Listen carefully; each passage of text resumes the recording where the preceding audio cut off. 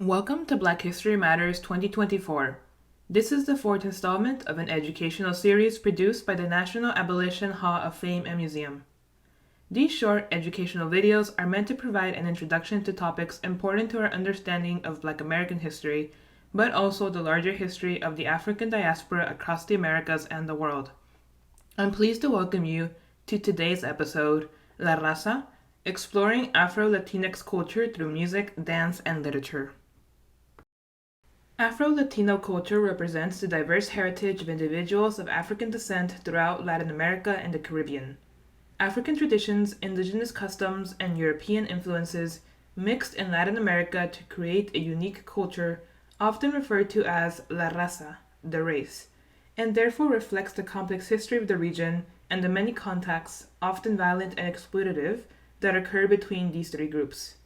Therefore, from the rhythms of Afro-Cuban music to the flavors of Afro-Brazilian cuisine, Afro-Latino cultures encompass a myriad of expressions that celebrate the creativity and contributions of Afro-descendants to the region's diverse nature. Especially in countries with large Afro-descendant cultures, like Brazil, Colombia, Cuba, the Dominican Republic, and Puerto Rico, Afro-Latino communities have played a significant role in shaping the cultural landscape.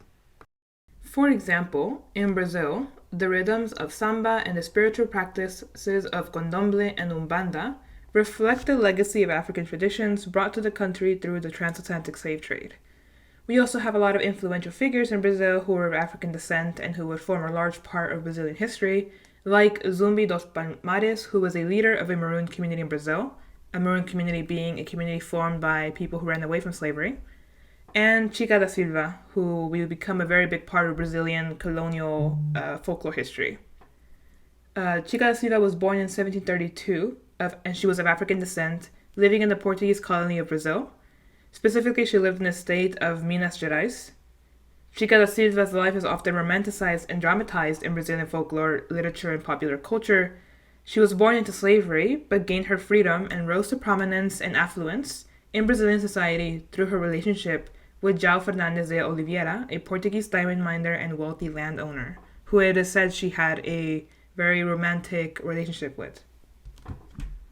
While she remains a controversial figure, similar to that of Malinche in Mexico, it is still a worthwhile persona to understand how it was perceived when someone of African descent reached that level of affluence. Similarly, in Cuba, Afro-Cuban religions such as Santeria, Palo Monte, and Abacoa blend African spirituality with Catholicism, creating syncretic belief systems that have endured for centuries.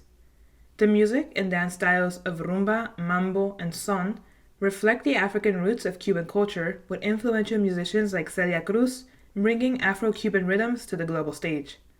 Celia Cruz was a legendary Cuban-American singer known as the Queen of Salsa and one of the most influential figures in Latin music history. She was born on October 21, 1925 in Havana, Cuba, and passed away on July 16, 2003 in New Jersey, USA.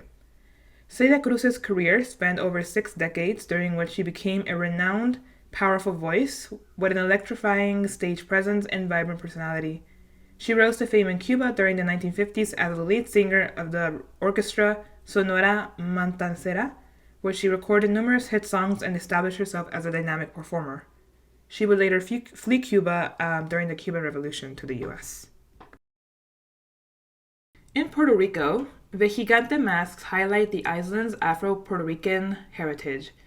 The Gigante masks are colorful, elaborate masks worn during traditional festivals and celebrations in Puerto Rico, particularly during the annual Carnival season.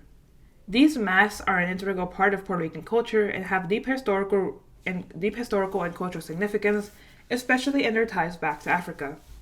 The Vejigante tradition is believed to have originated in the town of Ponce, Puerto Rico, during the colonial era.